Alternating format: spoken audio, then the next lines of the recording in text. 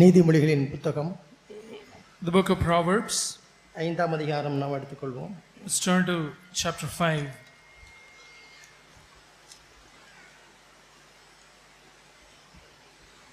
பன்னிரண்டு 13வது வசனங்களை நாம் வாசிக்க கேட்போம்.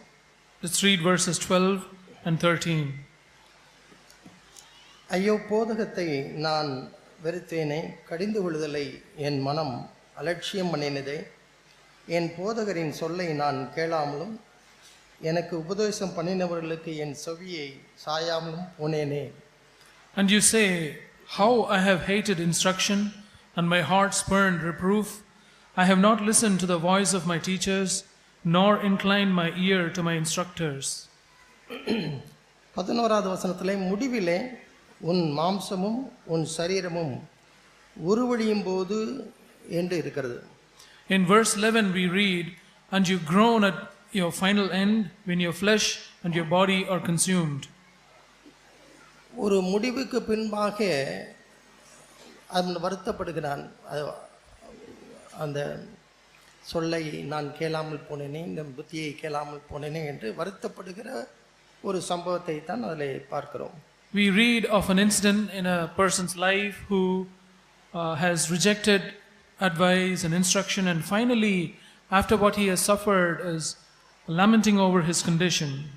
13வது வசனத்தில், என் போதகரின் சொல்லை நான் கேளாமல் போனேனே, என் உபதேசம் பண்ணினவர்களுக்கு நான் என் செவியை சாயாமல் போனேனே என்றால், அப்பொழுது சபையிலானாலும் சரி, நம்முடைய குடும்பத்திலானாலும் சரி, நாம் போதிக்க வேண்டியவர்களை போதித்திருக்க வேண்டும், உபதேசம் பண்ணினவர்களை உபதேசம் பண்ணியிருக்க வேண்டும்.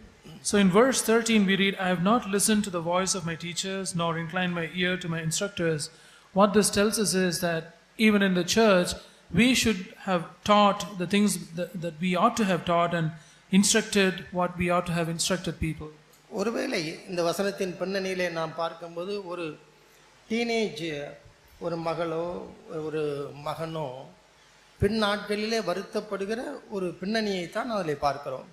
So here we read of a young man or woman who has not listened to the instruction and is suffering after a consequence. அப்படி என்றால் அவர்களுக்கு போதிக்க வேண்டிய, அவர்களுக்கு சொல்ல வேண்டிய காரியங்களை சொல்லுவதற்குள்ள பொறுப்புள்ள பெற்றோராக, சபையாக நாம் இங்கே அமர்ந்திருக்கிறோம். That also means that we have a responsibility as parents that we should teach our children the right way to go. ஆகவே அப்படிப்பட்ட ஒரு பொறுப்புள்ளவனாகத்தான் நான் இந்த நாளிலே உங்களோடு நான் பகிர்ந்து கொள்ள விரும்புகிறேன். I would like to share God's word with you, having myself the same kind of responsibility. நம்முடைய பிள்ளைகளுக்கு இப்பொழுது விடுமுறை நாட்கள் ஆரம்பிக்கிறது. Our children are entering into the holidays. ஒருவேளை அநேக பிள்ளைகளுக்கு பரீட்சைகள்லாம் முடிந்து விட்டது, சிலருக்கு முடிந்து கொண்டிருக்கிறது. Many children have completed their final examinations, and some are awaiting their examinations. இன்னும் கிட்டத்தட்ட 2 மாதங்களாவது நம்முடைய பிள்ளைகள் அவர்கள் ஓய்வில் இருக்க போகிறார்கள். So our children are going to be at rest, or they're going to have a holiday for at least 2 months. அவர்கள் ஒரு இளைப்பாறுதல் உள்ள நாட்களிலே அநேக பரீட்சைக்காக அவர்கள் மிகுந்த பிரயாசப்பட்டு அவர்கள் தங்களுடைய நாட்களை கழித்திருப்பார். அவங்க கொஞ்சம் ரிலாக்ஸாக இருக்க வேண்டும் என்பது உண்மைதான். So it is true that they have put in a lot of effort to face the final examinations, and they really need a time of break. ஆனால் எல்லா பாவங்களுக்கும் ஊற்றுக்கண்ணாய் இருக்கிறது இந்த விடுமுறை நாட்கள் என்பதை நாம் அறிந்திருக்க வேண்டும். But we should realize that the root of, or the source of all kinds of sins is these times of rest and holiday. ஒருவேளை இங்கே இருக்கிற பெற்றோர் இடத்துலையோ இல்லை என்றால்,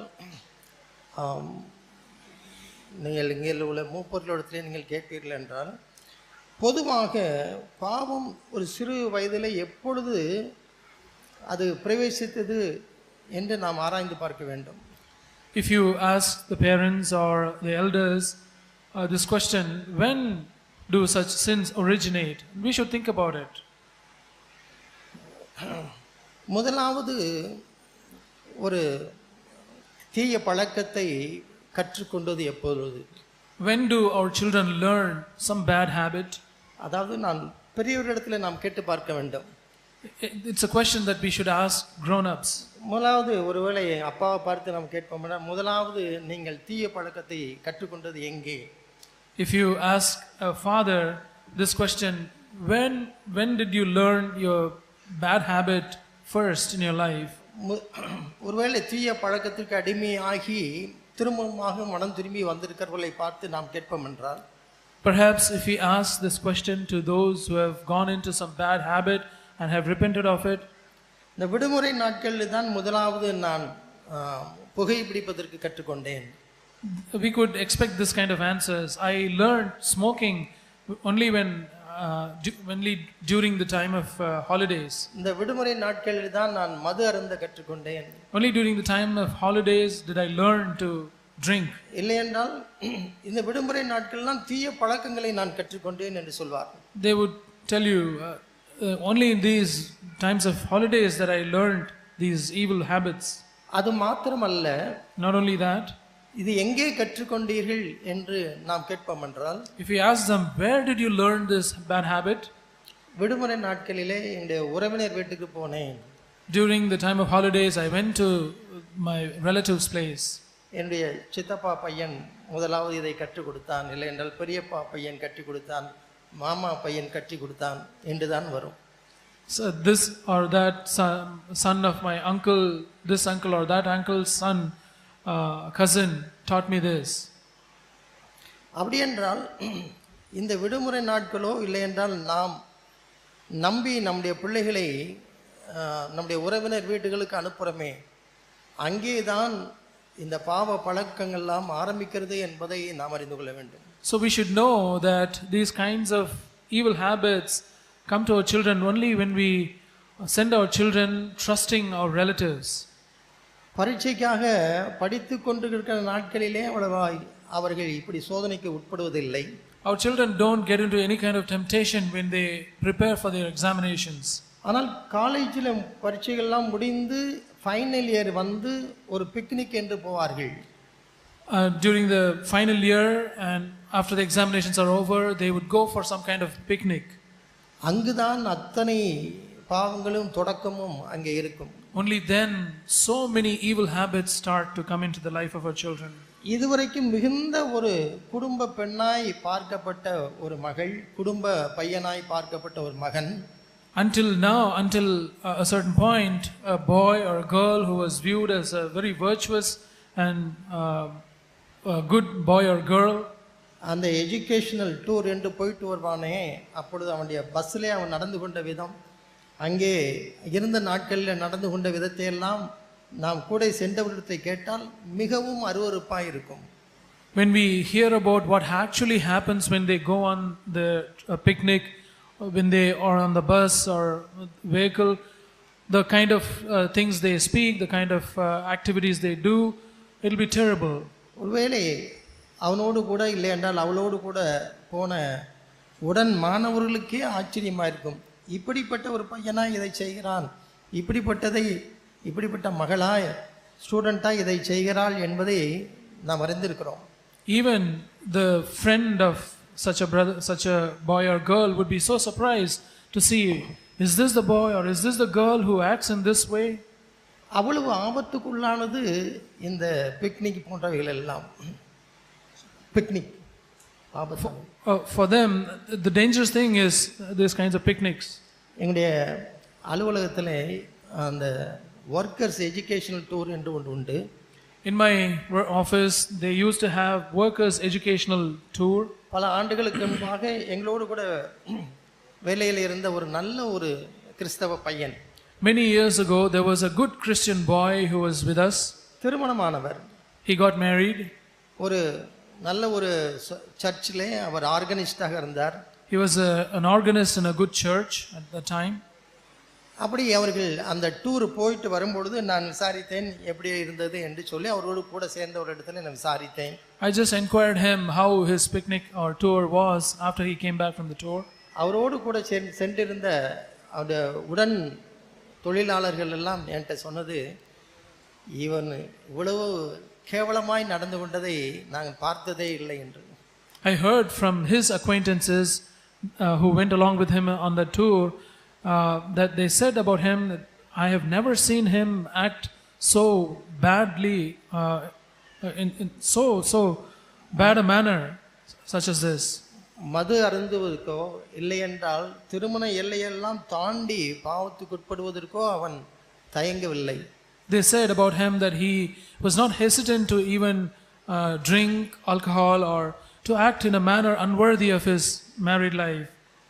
அப்படி இருக்கும் பொழுது அருமையான வாலிப பிள்ளைகளே, வாலிப தம்பிகளே, young brothers and sisters, நீங்கள் எல்லாம் அப்படிப்பட்ட ஒரு சோதனையிலே தவறி விழுவதற்கு முன்பாக உங்களை எச்சரிப்பது சபையுடைய கடமையாக இருக்கிறது. It is the responsibility or the duty of the church to warn you before you go and fall into these kinds of failures. தொழிலாளர்கள் தான் அப்படி இருக்கிறார்கள் என்று நினைத்தால் நாங்கள் எங்களுடைய அலுவலகத்திலே அதிகாரிகளாக பிக்னிக் போக வேண்டும் என்று போவார்கள். So it is not only this way with the workers tour, but it is the same way with the officers also. Officers என்று சொல்லும் பொழுது படித்தவர்கள் என்று நாம் நினைத்துக் கொள்கிறோம். When we think about officers, we consider them as educated. ஒரு பண்புள்ளவர்கள் என்று நாம் நினைத்துக் கொள்கிறோம். We consider them as virtuous people. ஆனால் இந்த ஒரு சுற்றுலா என்று வரும்பொழுது எல்லோருமே தரை மட்டத்திற்கு ஆகிவிடுவார்கள். When it comes to going on picnic, everyone comes to the lowest level possible. மிகுந்த கேவலமாக நடந்து கொள்வார்கள். They act so badly.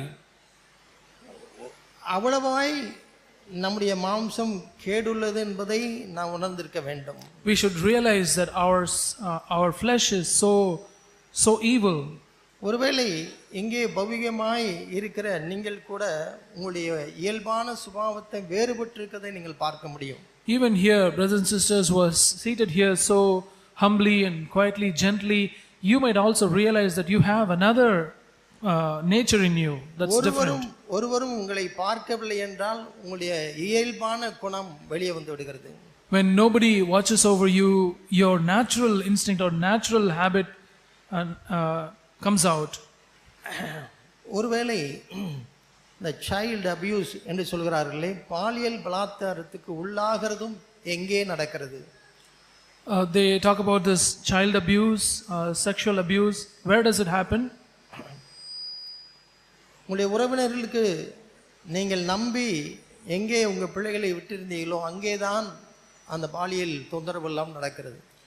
So you have sent your children over to your relatives' place, trusting them, and those are the places where these kinds of sexual abuses happen. எங்களுடைய சபையிலே நான் இவ்வாறு புத்தி சொல்வதுண்டு. In my own church, I admonish our people like this. உங்களுக்கு பெண் பிள்ளைகளோ இல்லை என்றால் ஆண் பிள்ளைகளோ, நீங்கள் இல்லாத சமயத்திலே உங்களுடைய உறவினர் வீட்டிலே நீங்கள் தனியாக விட வேண்டாம் என்று நான் சொல்வதுண்டு.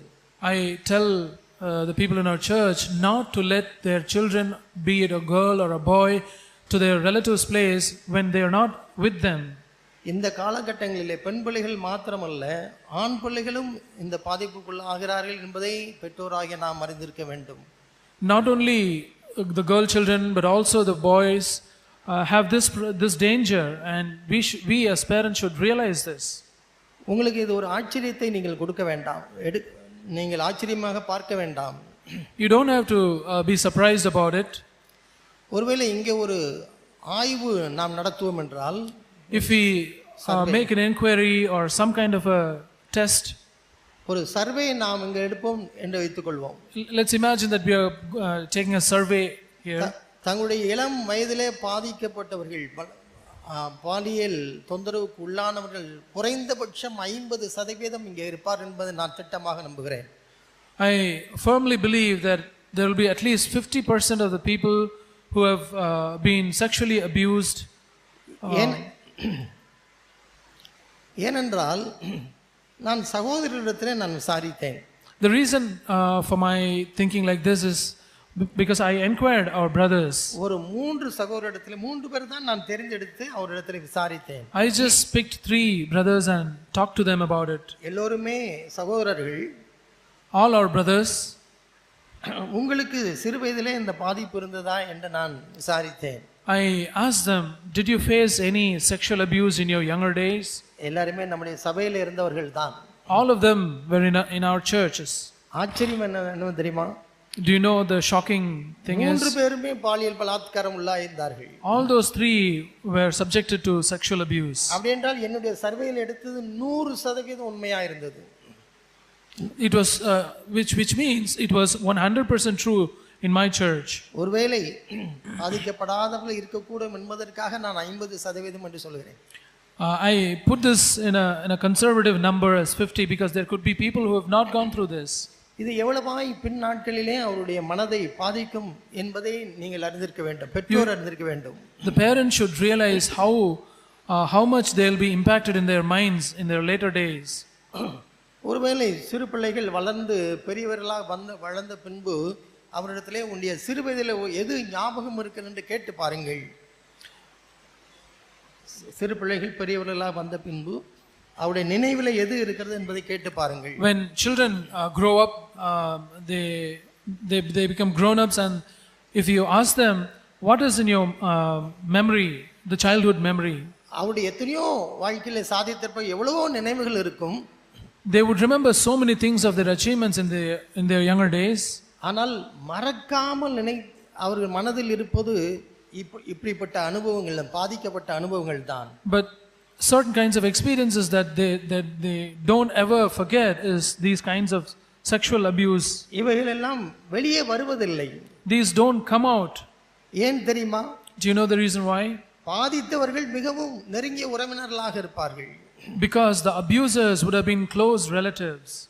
ஒரு பெண்ணின் கண்ணோட்டம் என்கிற புத்தகத்தை வாலிப பிள்ளைகள் படிக்க வேண்டும். A young sister should read this book of Sister Annie's A Girl's Viewpoint. சிறு வயதிலே ஒரு 10-12 வயதிலிருந்தே உள்ள பிள்ளைகள் எல்லாம் அந்த புக்கை நீங்கள் கண்டிப்பாக முழுமையாக படிக்க வேண்டும். Right from the age of 10 and 12, you should read that book. எப்படியெல்லாம் உங்களுக்கு ஆபத்து இருக்கிறது என்பதை நீங்கள் உணர்ந்து கொள்ள வேண்டும். You should realize the kind of dangers that you face. பெற்றோர்கள் நம்முடைய பிள்ளைகளுக்கு உள்ள பாதுகாப்பிற்கு நாம் உத்தரவாதம் உள்ளவர்களாக இருக்க வேண்டும் என்பதையும் நாம் உணர்ந்து கொள்ள வேண்டும். Parents also should realize our own responsibility, that we have a responsibility over their protection. இது இந்த பாவம் எவ்வளவு கொடுமை என்பதை நான் உங்களுக்கு காட்ட விரும்புகிறேன். I would like to show you how terrible this sin is. ஆதியாகமம் 19வது அதிகாரத்திலே Genesis chapter 19. 11வது வசனத்தை பாருங்கள். Let's turn to verse 11. நம் சோதோமின் பாவத்தை குறித்து நாம் எல்லோருமே நாம் அறிந்திருக்கிறோம், அதை நாம் வாசித்திருக்கிறோம். We all know about the sin of Sodom. We have read about them. 11வது வசனத்திலே அந்த சோதோம் ஊரின் மக்கள் எப்படி நடந்து கொண்டார்கள் என்பதை நாம் பார்க்கிறோம். We read about how the men of Sodom conducted themselves. தெருவாசலில் இருக்கிற சிறியோரும் பெரியோரும் மனிதருக்கு குருட்டாட்டம் பிடிக்க பண்ணினார்கள். பெரியோருமாகிய மனிதருக்கு குருட்டாட்டம் பிடிக்க பண்ணினார்கள். They struck the men who were at the doorway of the house with blindness, both small and great. அப்பொழுது அவர்கள் வாசலை தேடி தேடி அழுத்து போனார்கள். So that they wearied themselves trying to find the doorway. பாருங்க, இந்த காட்சியை பாருங்கள். நம்ம அந்த பாவத்தை பற்றி நாம் அறிந்திருக்கிறோம். We know about that sin, but just imagine this situation. வீட்டிற்குள்ளே கதவை அடைத்துக் கொண்டு லோத்துவும் அவனுடைய பிள்ளைகளும் இருக்கிறார்கள். So inside the house with the doors closed, Lot and his daughters are there inside. வெளியிலே அந்த பட்டணத்தில் உள்ள சிறியோரும் பெரியோரும் எல்லோரும் அந்த வாசலுக்கு வந்து நிற்கிறார்கள். Outside of the house, the men of the city, both small and great, were gathered together there. எந்த பாவத்திற்காக, எதை செய்வதற்காக? Why did they gather there? To commit which sin? சோதோமி என்கிற ஒரு பாவத்தை செய்வதற்காக அவ்வளவரும் வாசலிலே நிற்கிறார்கள். So everyone was there to commit the sin of sodomy. இல்ல என்ன வயது வித்தியாசம் இல்லை, பெரியவர்களும் நிற்கிறார்களாம், சிறியவர்களும் நிற்கிறார்களாம். There's no distinction between ages.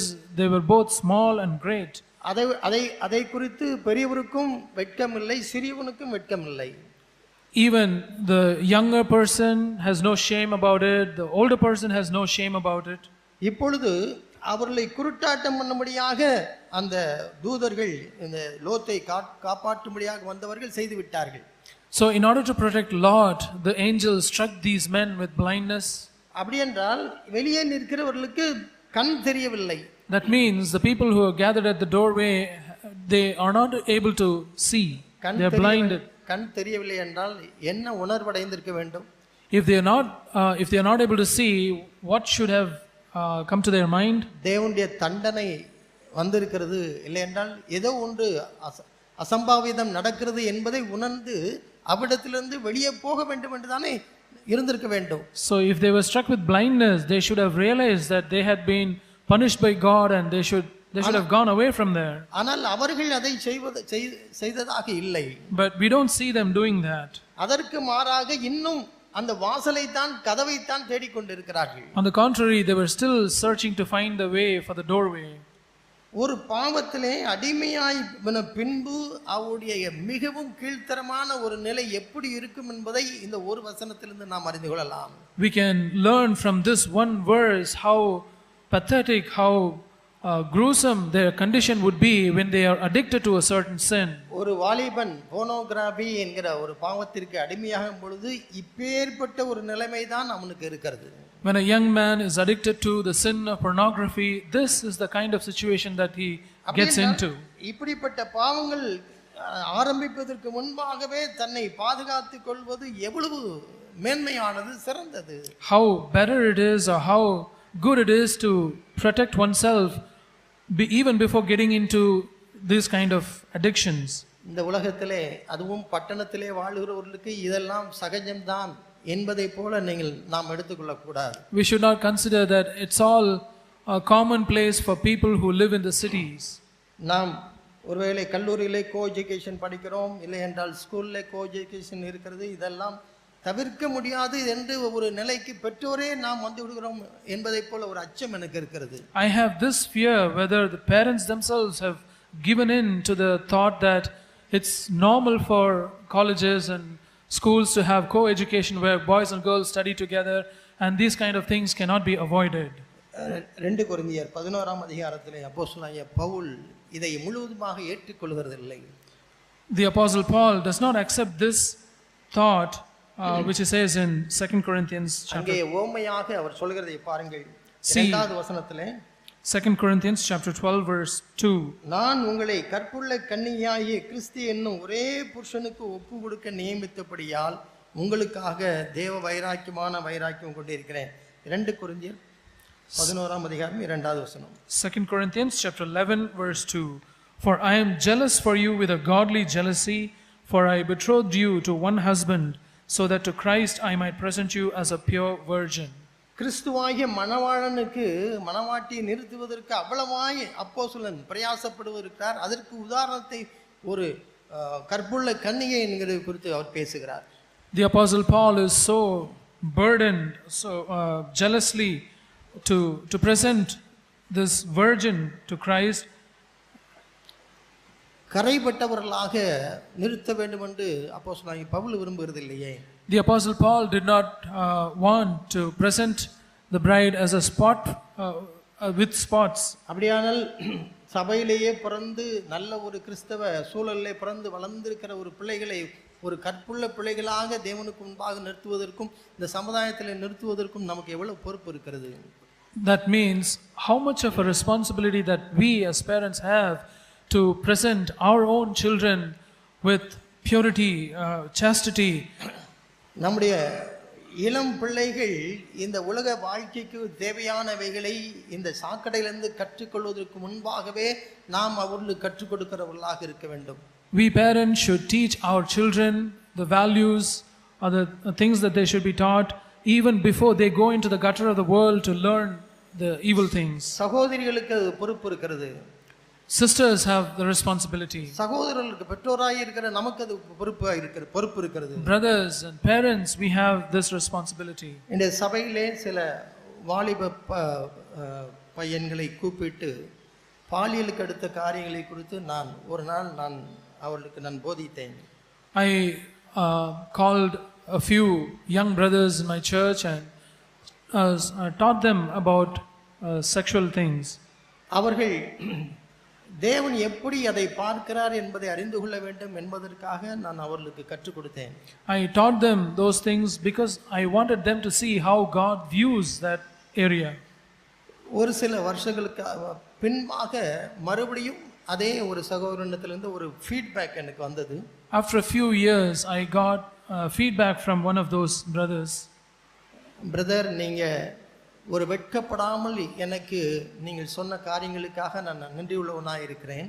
He said, brother, I am so thankful that you spoke to me about those matters without any hesitation, without any shame in it.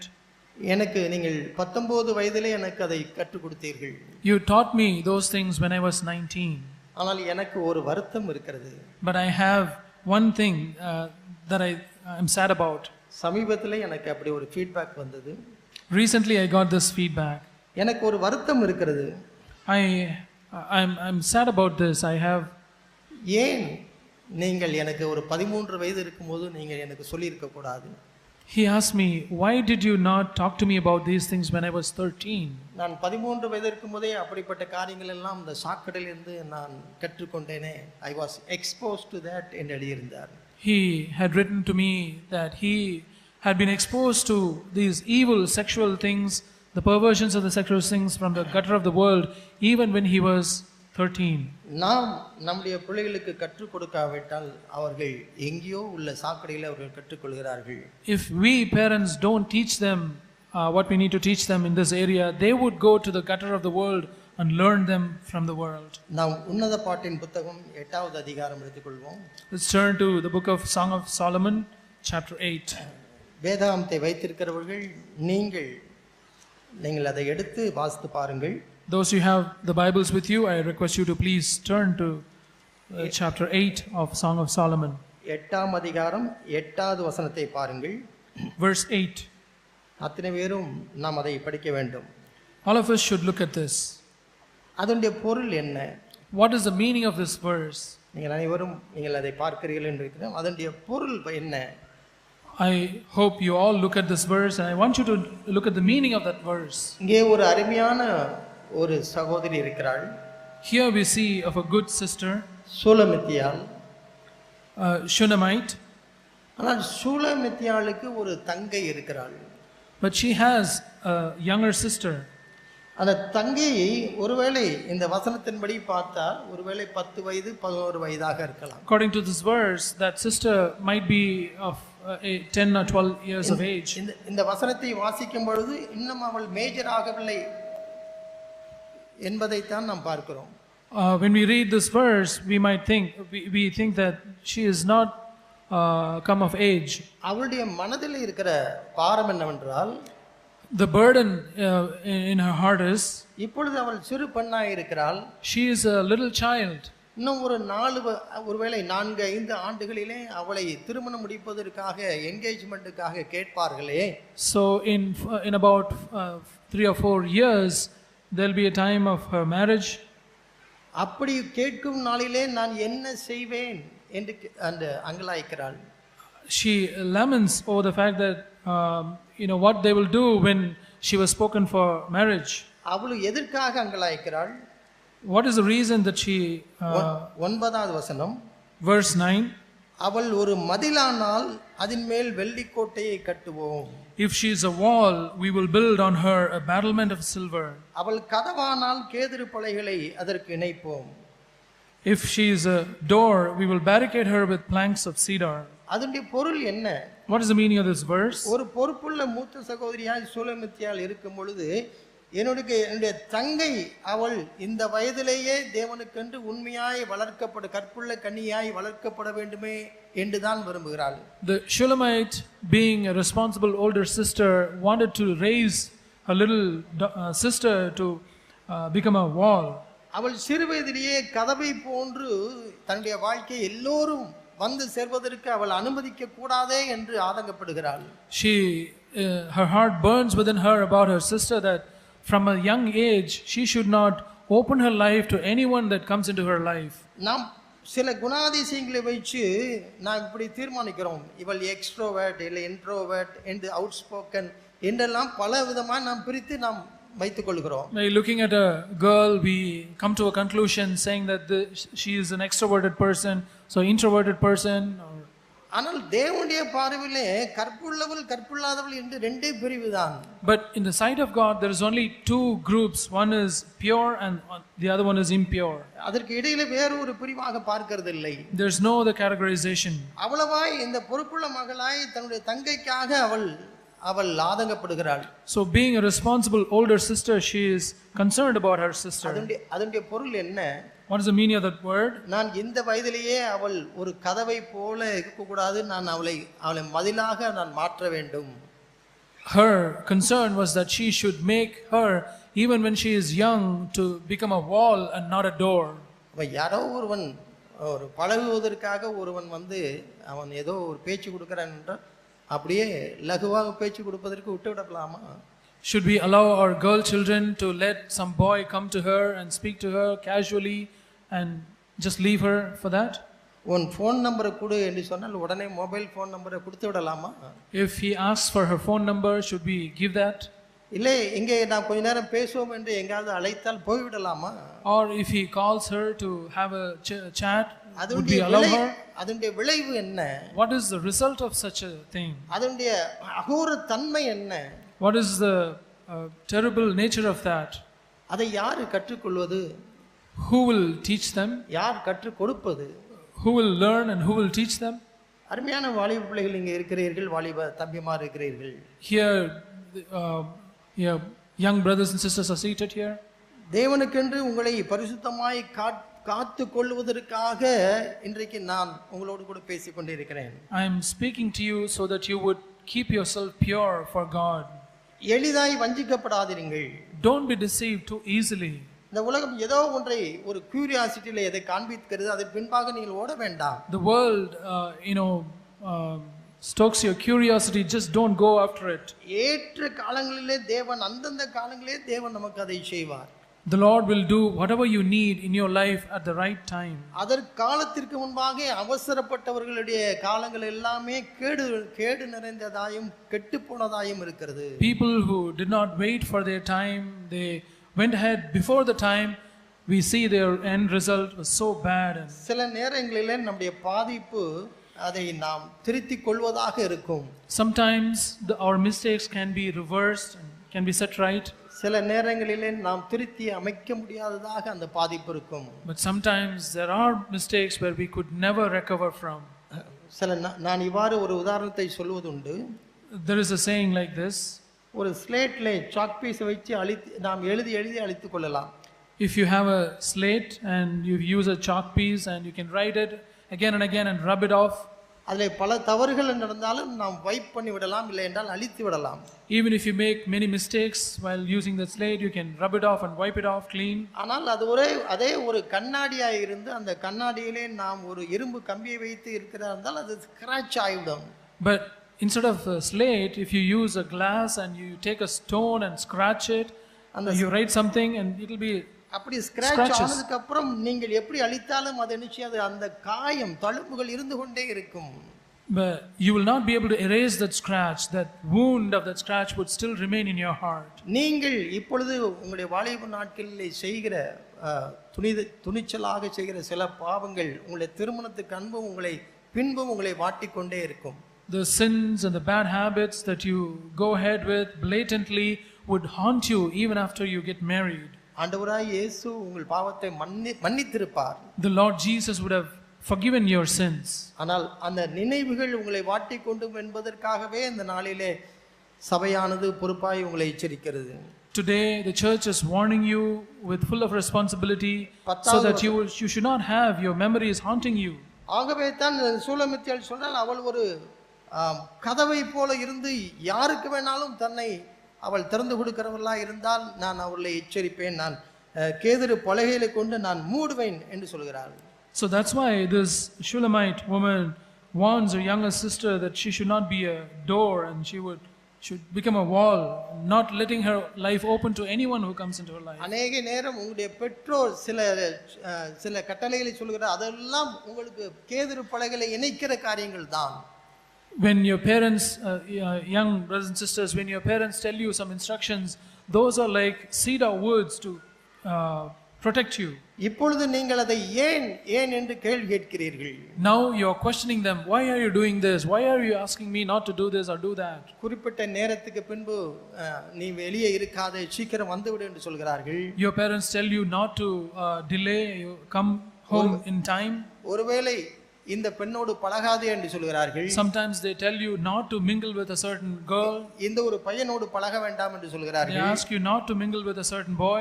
இவைகளெல்லாம் நாம் கேட்கும்போது நமக்கு ஏன் இப்படி ரொம்ப ரெஸ்ட்ரிக்ட் பண்ணுகிறார்கள் என்று நினைக்கிறோம். So when the parents tell you these kind of things, you feel you're being restricted too much. அது ரெஸ்ட்ரிக்ட் பண்ணதால உங்களை பாதுகாப்பதற்காக தான். That is not a restriction, it is for your protection. அதனுடைய விளைவு என்ன? What is the result of that? 10வது வசனத்தை பாருங்கள்.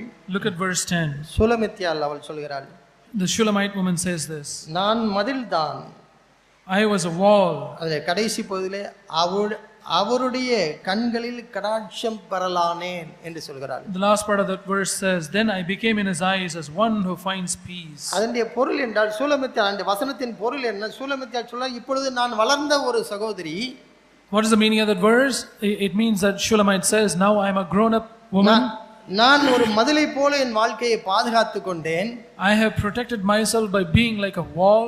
இப்பொழுது என்னுடைய கணவர் என்னை அதிகமாக நேசிக்கிறார். அதுதான் அதனுடைய பொருள். The meaning of that verse is that now because I have been a wall, my husband loves me. எப்படிப்பட்ட ஒரு அருமையான ஒரு குடும்ப வாழ்க்கை அந்த சூலமித்தியாளுக்கு அமைந்திருக்கிறது. What kind of a good family life had this Shulamite woman had? அவருடைய கண்களில், அதாவது அவருடைய கணவனுடைய கண்களில் கடாட்சம் பெறலானேன். She found peace in the eyes of her husband. ஒருவேளை ஆங்கிலத்தில் அழகாய் சமாதானம், உடைய குடும்பத்திலே சமாதானம் இருக்கும். There would be peace in your family. அது ஒரு குட்டி பரலோகமாக இருக்கும் என்பதுதான். There'll be your family will be a little heaven. ஆதியாகமம் 49வது அதிகாரம் நாம் எடுத்துக்கொள்வோம். Let's turn to Genesis chapter 49. அங்கே இரண்டு விதமான கேரக்டரை அதிலே பார்க்கலாம். We read of two types of characters there. முதலாவது 49வது அதிகாரத்திலே 3வது வசனத்தை பார்ப்போம். Look at verse 3 of Genesis 49. அந்த 12 பிள்ளைகளிலே அவர் கடைசியிலே யாக்கோபு தன்னுடைய மரண தருவாயிலே பிள்ளைகளுக்கு சொல்கிற அவருடைய எதிர்காலத்தை குறித்த ஒரு தீர்க்க தரிசனத்தை நாம் பார்க்கிறோம். In this chapter we read of the prophecy of Jacob at his deathbed concerning his 12 sons. ஒரு 12 பிள்ளைகளுடைய வாழ்க்கையிலும் பல காரியங்கள் நடந்து முடிந்து விட்டது. There have been so many things that happened in the lives of these 12 children of his. இந்த வாழ்க்கையின் முடிவிலே 12 கதாபாத்திரங்களும் அவருடைய எதிர்கால வாழ்க்கையும் பற்றி யாக்கோபு அவர் தீர்க்க தரிசனமாய் பார்க்கிறார். Here Jacob sees as a prophetic vision concerning the future life of these 12 children. ஒருவேளை நம்முடைய கதாபாத்திரத்தையும் அதிலே சேர்க்க வேண்டும் என்றால் அது ஒரு 13வது கதாபாத்திரமாக இருக்கும். If you want to add our own character, it would be 13 characters. நமக்கும் என்று ஒரு குறிப்பிட்ட ஒரு டிஸ்டிங்டிவ் கேரக்டர் இருக்கிறது. We also have distinctive characters for ourselves. அதையும் இதோடு நாம சேர்த்து கொண்டு நாம் அதிலே படிக்கலாம். We could add that character also in this list and read this. இப்பொழுது மூத்த குமாரன் Ruban. Now we read of the firstborn, Reuben. Ruban N சேஷபுத்திரன். Reuben, you are my firstborn. என் சத்துவமும் என் முதற் பலனுமானவன். You are my might and the beginning of my strength. நீ மேன்மையில் பிரதானமும் வல்லமையில் விசேஷமானவன். You are preeminent in dignity and preeminent in power. அந்த முதல் வசனத்தை பார்க்கும் பொழுது எல்லாமே நன்றாய்த்தான் இருக்கிறது. So when we read this verse, everything looks good. ஆனால் அதற்கு அடுத்த வசனம் 4வது வசனம், தண்ணீரை போல தளம்பினவனே. But the next verse says, uncontrolled as water. நீ மேன்மை அடைய மாட்டாய். You shall not have preeminence. அப்ப அதுக்கு முந்தின வசனத்துல என்னெல்லாம் சொன்னி என்ன பிரயோஜனம்? So what is the use of saying all those things in the first verse? அவன் மூத்த குமாரன் தான். It was true that he was the firstborn. அவனுக்கு பல பிரிவிலேஜ் இருக்கத்தான் செய்தது. He had so many might. ஆனால் யாக்கோபு அவனுடைய எதிர்காலத்தை பார்க்கிறார். But Jacob looks at his future. நீ ஒரு நாளும் நீ முன்னேறவே மாட்டாய். You will not have preeminence. ஒரு எவ்வளவு ஒரு மோசமான ஒரு ஆசீர்வாதம். See what a bad blessing. நம்முடைய பெற்றோரிடத்திலிருந்தோ இல்லை என்றால் நம்மை நடத்துகிற சபையின் மூப்பொருளிடத்திலிருந்து அப்படி ஒரு ஆசீர்வாதத்தை வாங்குவதற்கு நாம் தயாராக இருப்போமா? Would any one of us be willing to receive such a pronouncement of blessing from our parents or from our elders? ஒருவேளை நம்மை பற்றி நல்ல வேலைக்கு போவ, நல்ல சம்பாத்தியம் பண்ணுவ என்றெல்லாம் சொல்லிவிட்டு நீ ஒருபோதும் விளங்க மாட்டாய் என்று சொல்லி முடிக்கிறார் என்று வைத்துக் கொள்ளுங்கள். Imagine they tell you you will have good career, you will have lot of wealth, but you will not amount to anything. அது எவ்வளவு கொடுமையாக இருக்கும். How terrible that would be. ஆனால் அப்படித்தான் இந்த ரூபன் நடந்து கொண்டான். That's how this Reuben lived.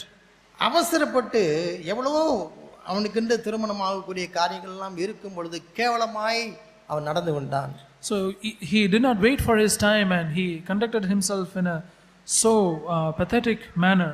அப்ப யாக்கோபுடைய வாழ்க்கையிலே தன்னுடைய மகன் மூத்த குமாரன் செய்து கொண்ட அந்த செயல் மனதிலேயே இருந்தது.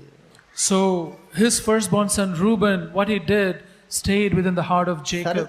சரித்திரத்தின்படி 40 ஆண்டுகளுக்கு முன்பாக நடந்த சம்பவத்தை யாக்கோபு நினைவுபடுத்தி எழுதுகிறார். So if we look through the history, Jacob remembers that which happened 40 years ago. 40 ஆண்டுகளுக்கு முன்பாக தன்னுடைய மறுமனையாட்டின் படுக்கையிலே ஏறினவன் என்பதை நினைவுபடுத்துகிறார். He remembers that Reuben got into the bed of his second wife. ஒரு நாளும் ஒரு தகப்பன் தன்னுடைய மகனிடத்தில் அதை எதிர்பார்த்திருக்க மாட்டான்.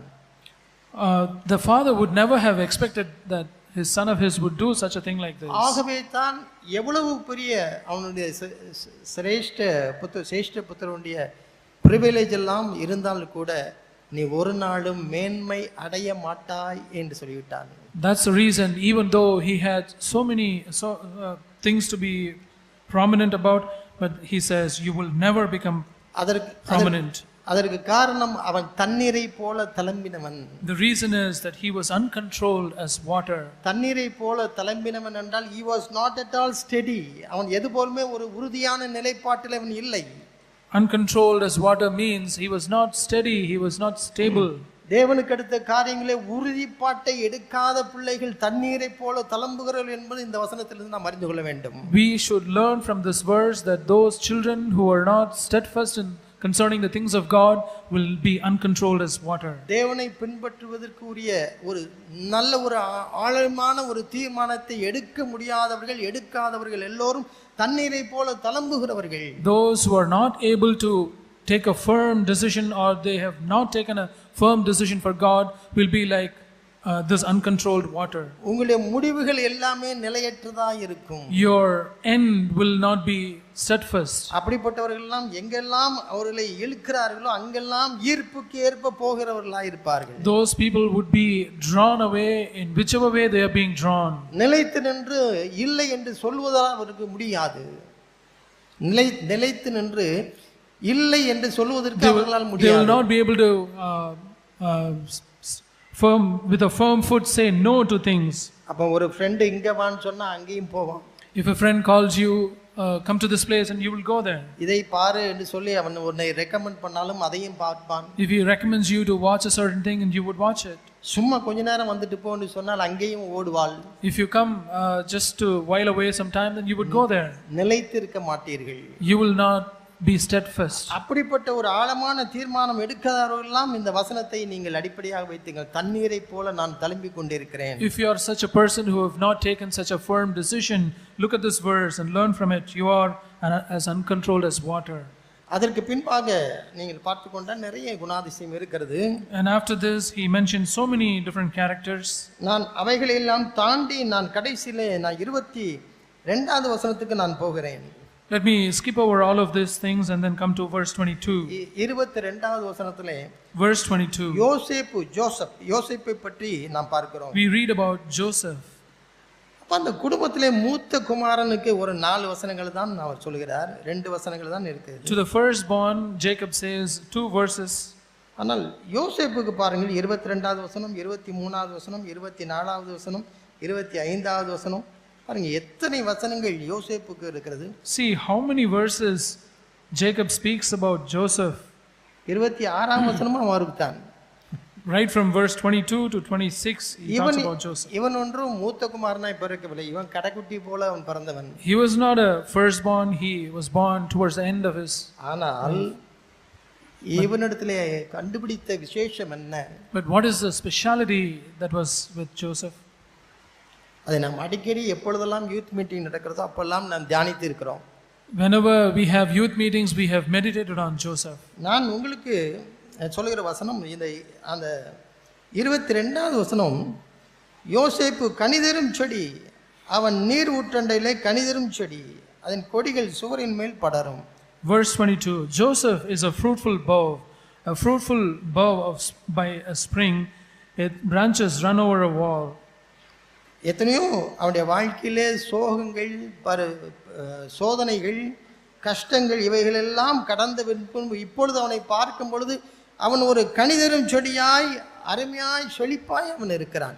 Even though Joseph had to go through so many sufferings, so many trials in his life, but now at this point of his life he is so fruitful. ஒரு வறட்சியும் இல்லை. There's no drought. முழுமையாய் செழிப்பாய் இருக்கிறான். He is so fresh and fruitful. அதற்கு காரணம் 23வது வசனத்தை பாருங்க, will வீரர் அவனை மனம் அடிவாக்கி அவன் மேல் எய்து அவனை பகைத்தார்கள். We read of the reason in verse 23 what happened to him. The archers bitterly attacked him and shot at him and harassed him. ஆனாலும் அவனுடைய வில் உறுதியாய் நின்றது. But his bow remained firm. எத்தனையோ பேர் அவனுடைய வாழ்க்கையிலே அம்புகளை எய்தார்கள் அவனை வீழ்த்தி விட வேண்டும் என்று. Many shot arrows at him to finish him off. ஒருவேளை அந்த அம்புல நிறைய வில்லன்கள் இருக்கலாம், வில்லிகளும் இருக்கலாம். வில்லிகள், villains, feminine. Maybe there are villains, maybe those bows are like women seducing him. ஒருவேளை சகோதரிகள் வாலிப பிள்ளைகளுக்கு நிறைய வில்லன்கள் இருக்கலாம். For brothers there may be sisters who are like villains. ஆனால் தம்பிமார்களுக்கு நிறைய வில்லிகள் இருக்கலாம். So for the boys the villains would be sisters. இந்த யோசேப்பை நாம் நினைத்துக் கொள்வோம். Let's think about this, remember this Joseph. எத்தனையோ பேர் அம்புகளை எய்துகிறார்கள், அம்புகளை எய்துகிறார்கள். Many were shooting arrows at him. ஆனால் அவன் உறுதியாய் நிற்கிறான். But he stood firm. அந்த அம்பு எதிரில போத்திபாருடைய மனைவியும் உண்டு. One of those bows was the wife of Potiphar. அதுதான் நமக்கு எழுதப்பட்டிருக்கிறது. That is what is written about. ஆனா எழுதப்படாத எத்தனை அம்புகள் வந்ததோ தெரியவில்லை. We don't know how many such arrows came at Joseph that are not recorded.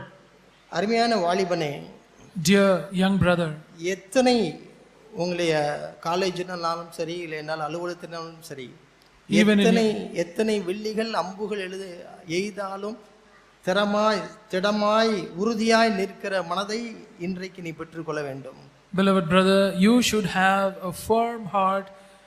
Whatever be the arrows that come at you, either in your workplace or in your college, through people seducing opposite sex. நாம் ஒருவேளை திருமணம் ஆனவர்கள் நாம் ஒரு விதிவிலக்கு அல்ல.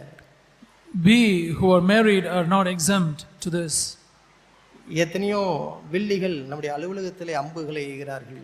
There are so many women who shoot arrows at us. அதையெல்லாம் சும்மா நான் அப்படி ஒன்றும் பழகவில்லை என்றெல்லாம் ஏதோ ஒரு சாக்கு போக்கு சொல்லி பேசுகிறவர்கள் எல்லாம் தண்ணீரை போல தழும்புகிறவர்கள். If you don't take those things carefully and simply say, oh, that's a casual thing, I'm not disturbed. If you have that attitude, you are disturbed, as uncontrolled as water. இங்கே 24வது வசனத்திலே அவனுடைய வில் உறுதியாய் நின்றது. Verse 24, but his bow remained firm. அதனால் அந்த கடைசி வசனத்தை பாருங்க, அவன் மேய்ப்பனும் இஸ்ரவேலின் கண்மலையுமானான்.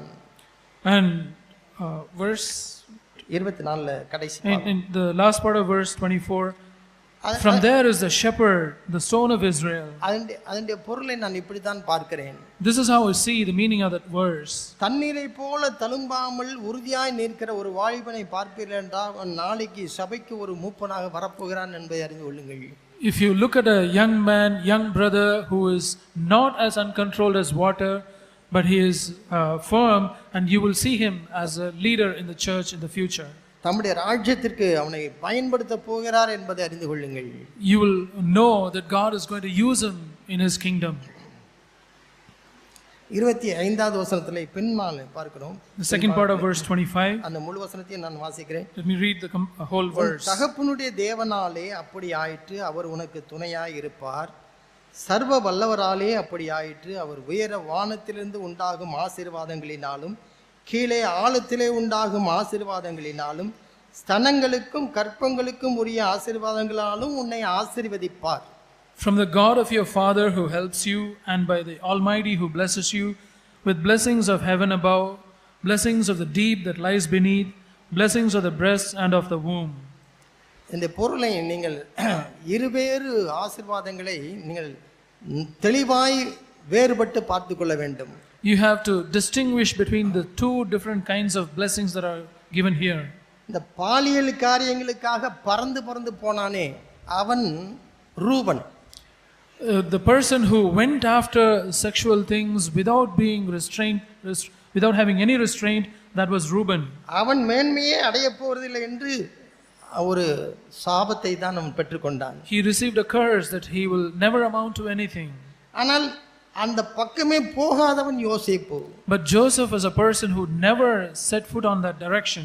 எத்தனை முறை போதிபாரனுடைய மனைவி தன்னை வற்புறுத்தினாலும் இணங்காதவன் யோசேப்பு.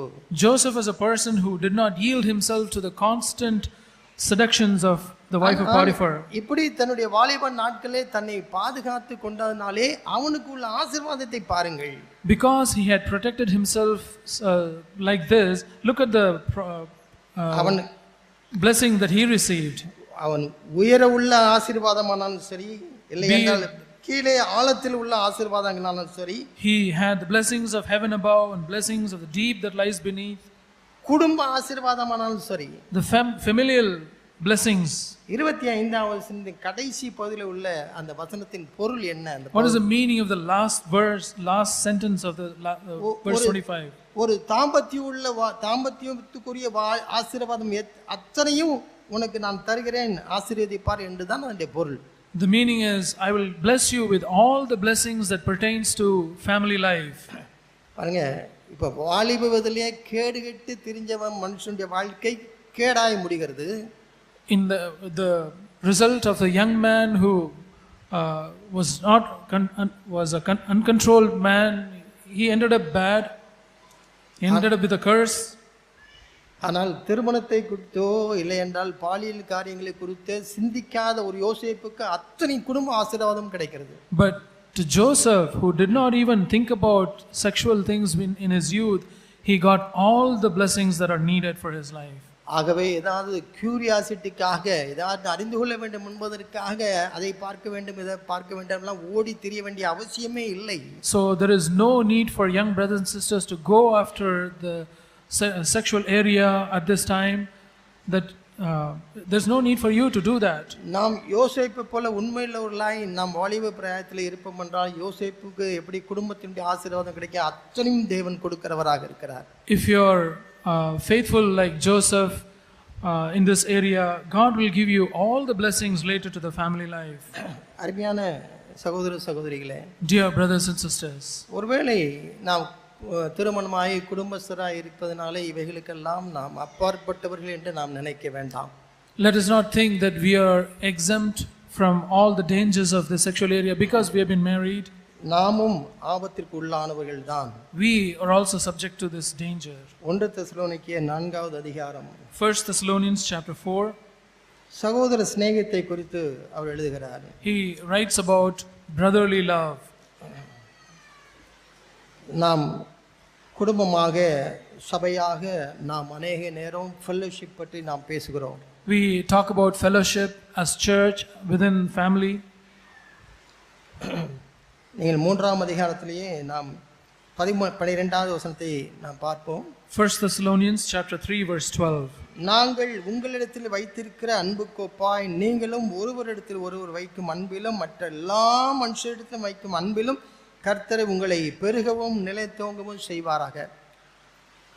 And may the Lord cause you to increase and abound in love for one another and for all people, just as we also do for you.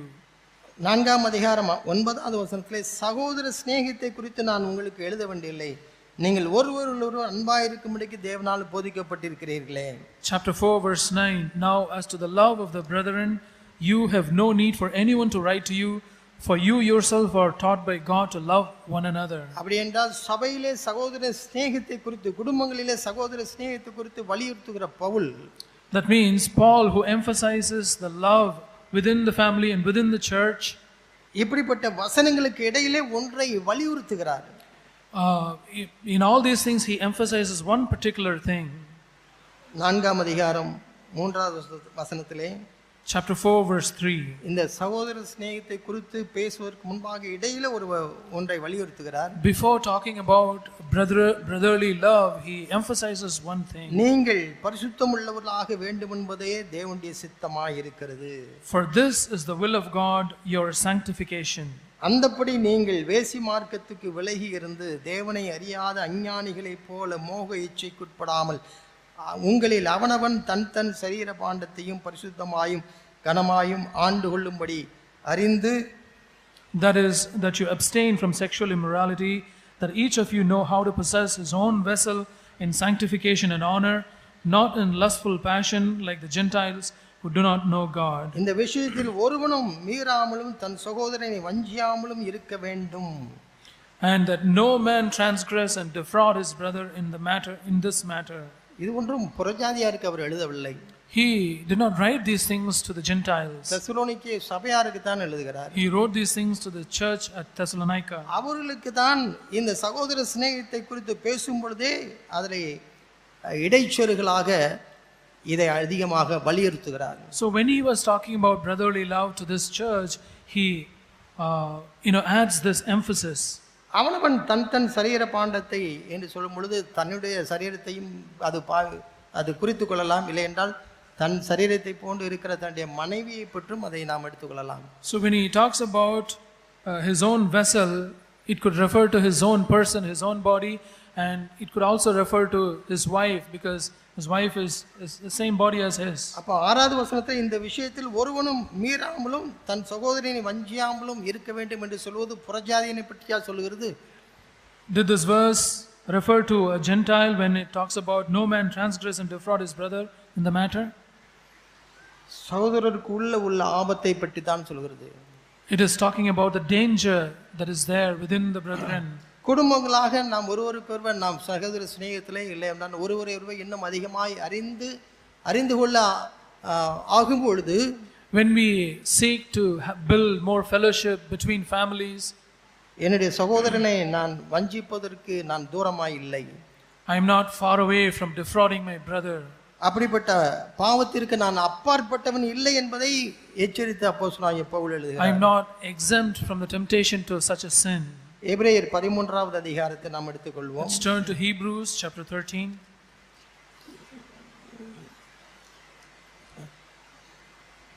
முதலாவது வசனம், சகோதர சிநேகம் நிலைத்திருக்க கடவது. The first verse says, let love of the brethren continue. அந்நியரை உபசரிக்க மறவாதிருங்கள் என்கிறார்.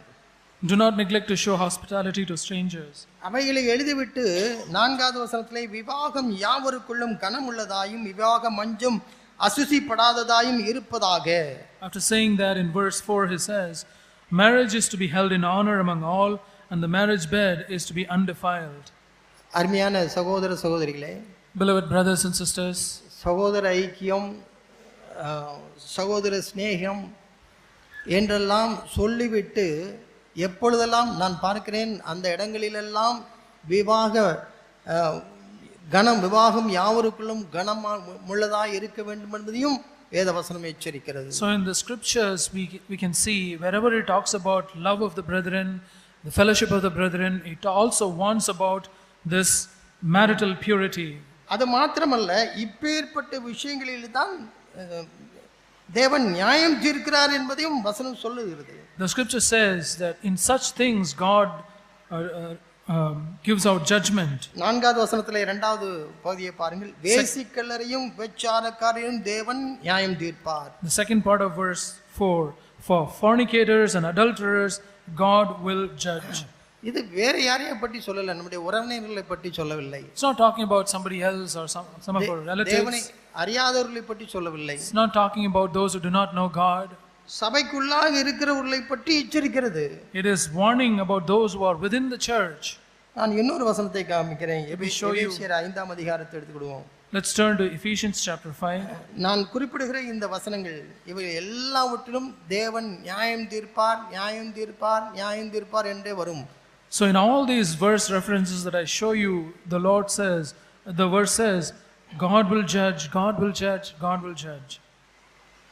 3வது வசனத்திலிருந்து பாருங்கள். Read verse 3. பொதுவாக உள்ள ஒரு குணாதிசயம், ஒரு ஒரு ஒரு பரிசுத்தவானுடைய குண லட்சணம் எப்படி இருக்கும்? What is the characteristic of a saint, of a godly person? அவன் அதிலிருந்து விலகி இருக்கிறான் என்பதையும் இந்த வசனத்தை வைத்து நாம் பார்த்து கொள்ளலாம். We can see that such a godly person is away from such things. பரிசுத்தவான்களுக்கு ஏற்றபடி வேசித்தனமும் மற்ற எந்த அசுத்தமும் பொருள் ஆசையும் ஆகிய இவைகளின் பேர் முதலாய் உங்களுக்குள்ளே சொல்லப்பட கடவது. But immorality or any impurity or greed must not even be named among you as is proper among saints. இவைகள் எல்லாம் நடக்க கூடாது என்றெல்லாம் சொல்லவில்லை. He is not saying that these should not happen. இது பேர் முதலாய் உங்களுக்குள்ளே சொல்லப்பட கூடாது. They should not even be named among you. அதை பற்றிய சின்ன கசமுசா கூட வரக்கூடாது என்பதுதான் அதனுடைய பொருள். The meaning of this verse is that we should not even hear some whispers about these things. 4வது வசனத்திலே வம்பும் புத்தியீனமான பேச்சும் பரியாசமும் தகாதவைகள்.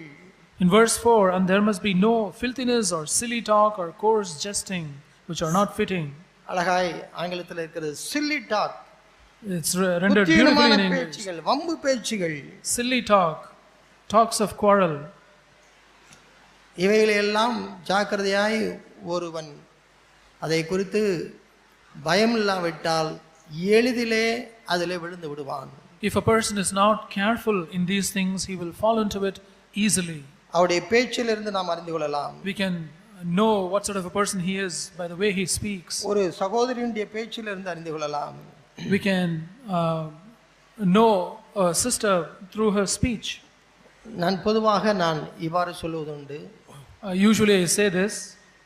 என்னுடைய மனைவியினிடத்திலே நான் செலவழிக்கிற நேரத்தை காட்டிலும் இன்னொரு சகோதரனுடைய நேரத்திலே பேசுவதோ செலவழிப்பதோ எனக்கு பிரியமாக இருக்கும் என்றால் அது நான் என்னுடைய மனைவிக்கு செய்கிற துரோகம்.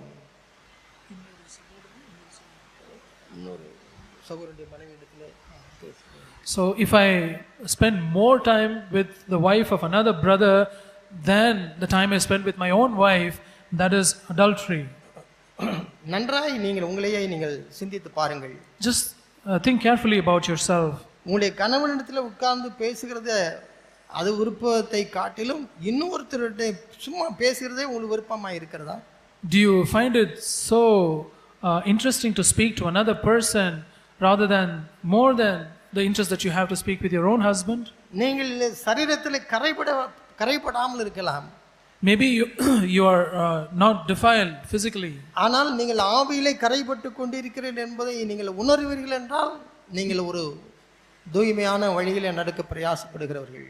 But if you don't realize that while you do that you are being defiled in your spirit, then you are going astray.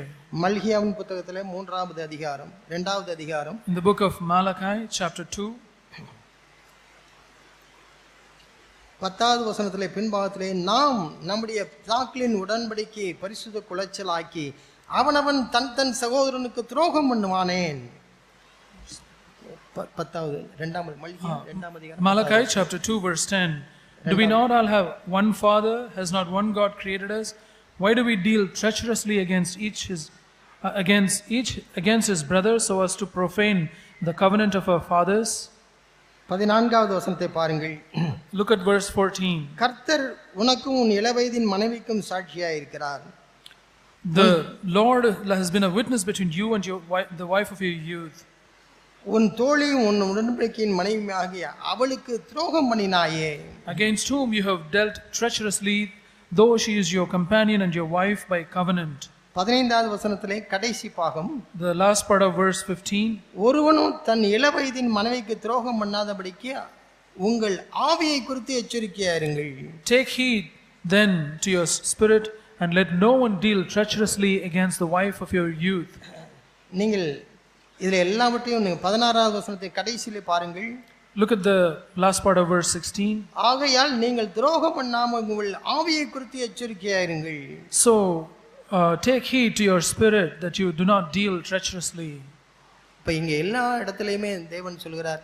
So what does the Lord say that happens here? தவறு எங்கேயும் நடக்கவில்லை என்று நினைத்துக் கொள்ள வேண்டாம்.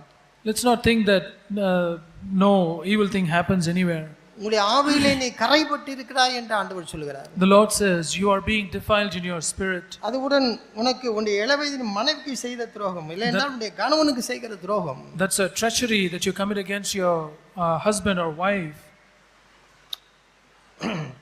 ஒருவேளை அதுக்கு CCTV evidence இல்லாமல் இருக்கலாம். சிசிடிவி எவிடன்ஸ் இல்லாமல் இருக்கலாம். Maybe there is no CCTV evidence, recording evidence. ஒரு நேரடி சாட்சி இல்லாமல் இருக்கலாம். There may not be an eyewitness. எந்த விதமான ஒரு எவிடன்ஸையும் நாம் விட்டு வைக்காமல் இவைகள் எல்லாம் செய்து கொண்டிருக்கலாம். We could be continuing to do these things without leaving any footprint or evidence. ஒருவேளை என்னுடைய அலுவலகத்தில் என்ன நடக்கிறது என்பது எனக்கு தெரியாமல் இருக்கும். உங்களுடைய மனைவி நம்முடைய மனைவிக்கு தெரியாமல் இருக்கும். Maybe your wife does not know what happens at your workplace. இல்லை என்றால் மனைவி தன்னுடைய அலுவலகத்தில் எப்படி நடந்து கொள்ளார் என்பது கணவனுக்கு தெரியாமல் இருக்கலாம். Or maybe the husband does not know what happens at the workplace of his wife. ஆகவே எந்த விதமான சாட்சியங்களும் இல்லை என்று நாம் நம்மை நாமே நிதானித்துக் கொள்ளலாம். So we might think to ourselves that there is no witness or trace. ஆனால் ஆண்டவர் சொல்கிறார், நானே சாட்சி என்று ஆண்டவர் சொல்கிறார். But the Lord says, I myself. 14வது வசனத்திலே Verse 15. கர்த்தர் உனக்கும் உன் இளவயதின் மனைவிக்கும் சாட்சியா இருக்கிறார். The Lord is a witness between the wife of your youth, you and the wife of your youth. இப்ப எனக்கு 70 வயதானான் என்னுடைய மனைவி என்னுடைய இளவயதின் மனைவிதான். Even if I am 70 years, my wife is the wife of my youth. உங்களுக்கு 50 வயது ஆனாலும் உங்களுடைய மனைவி உங்களுடைய இளவயதின் மனைவிதான். Even if you are 50, your wife is the wife of your youth. எந்த விதத்திலேயும் என்னுடைய ஆவியிலே கரைபட்டிருந்தால் ஆண்டவர் சொல்கிறார், நானே அதற்கு சாட்சி. The Lord says, if you are defiled in any way in your spirit, the Lord himself is your witness. ஆகவே இந்த வெளிப்படையான காரியங்களிலே நாம் மிகுந்த ஜாக்கிரதையுள்ளவர்களாய் நம்முடைய பிள்ளைகளையும் நாம் பாதுகாத்துக் கொள்ள வேண்டும். So we have to be very careful to protect the life of our children and our own life. சிறு பிள்ளைகளை பாதுகாக்க வேண்டியது நம்முடைய கடமையா இருக்கிறது. It is our responsibility to protect our young children. வாலிப பிள்ளைகளை பாதுகாத்துக் கொள்வது நம்முடைய கடமையா இருக்கிறது. It is our responsibility to protect our young brothers and sisters. பெற்றோராகிய நாமும் அதுக்கு விதிவிலக்கல்ல. நாமும் தேவனுக்கு முன்பாக ஒரு பயபக்தி உள்ளவர்களாகவும் தேவனுக்கு பயப்படுவர்களாகவும் இருக்க வேண்டும் என்பதை தான் இந்த நாளிலே நாம் கற்றுக்கொள்கிறோம். We as parents are also not exempt from these things, and we also should take care in these things, and that's what we learn from these verses. நம்முடைய வாழ்க்கை சுகித்திருக்க வேண்டும் என்றால், if we want our life to be prosperous, நம்முடைய வாழ்க்கை யோசேப்புடைய வாழ்க்கையை போல ஆசீர்வதிக்கப்பட்டிருக்க வேண்டும் என்றால், if we want our life to be blessed and fruitful as the life of Joseph, இப்படிப்பட்ட காரியங்களில் எல்லாவற்றிலும் தேவன் நியாயந்திருக்கிறார் என்பதை நான் உணர்வுள்ளவனாய், we should be having the sense that God judges in matters like these. நான் தேவனுக்கு பயப்படுகிற ஒரு மனுஷனாய் இருப்பேன். Then I would be a person who fears God. அப்பொழுது என்னுடைய வாழ்க்கை யோசேப்புடைய வாழ்க்கை போல பரலோகமாய் அது இருக்கும். Then my life would be a life of heaven, like the life of Joseph was. என்னுடைய குடும்பத்தில் வறட்சி என்பது இருக்காது. There will not be any drought in my family. நம்முடைய வாழ்க்கையில வறட்சி என்பது இருக்காது. There will not be any dryness in our life. அது ஒரு குட்டி பரலோகமாய் அது இருக்கும். It will be a little heaven on earth. தேவன் அப்படிப்பட்ட கிருபையை தருவாராக. May God give us such grace. Thank you.